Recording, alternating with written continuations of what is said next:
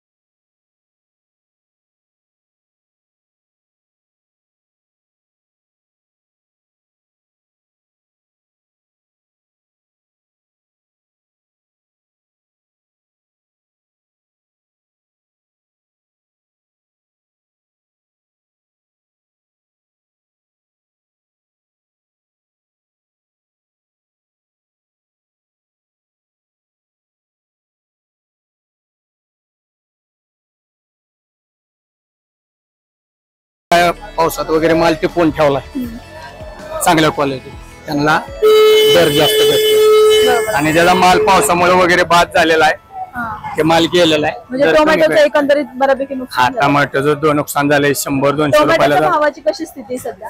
टोमॅटोचं दर डाऊन आहेत पावसामुळे नुकसान झाल्यामुळे, पण ज्यांनी माल ह्या परिस्थितीत टिकवून ठेवलाय त्याला बाजार भेटतो चांगले. सर, एक छोटा प्रश्न आहे.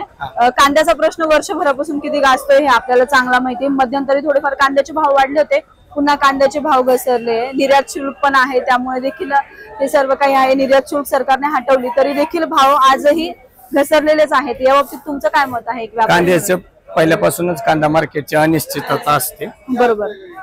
दरात उचल कमी होत राहते. ठराविक मापात जर ते निर्यात हटवली गेली, आवक वाढल्यानंतर ज्यावेळेस उत्पन्न शेतकऱ्याचं निघते त्यावेळेस निर्यात हटवली गेली पाहिजे, त्यावेळेस दर वाढू शकतात, त्यामुळे शेतकऱ्याला चांगला भाव मिळू शकतो. बरोबर. मग अशा वेळी शेतकऱ्यांनी चांगला भाव मिळावा यासाठी काय काळजी घ्यायला हवी किंवा काय तुम्हाला काय वाटतं? साठवणूक वाढवली पाहिजे शेतकऱ्यानं आणि चांगला भाव सरकारने जर मदत करायची म्हणलं तर साठवणूक क्षमतेकडे लक्ष दिलं पाहिजे. शेतकऱ्यांना कमी ह्याच्यात साठवणूक करता येईल, कमी पैशात असं उपलब्ध सुविधा करून द्याव्या सरकारने, आणि मग दर वाढल्यानंतर शेतकरी ते साठवणूक करून माल बाहेर काढू शकतो. थँक्यू सर, तुम्ही पालवी ॲग्रिकोसाठी इतका तुमचा अमूल्य वेळ दिला. धन्यवाद.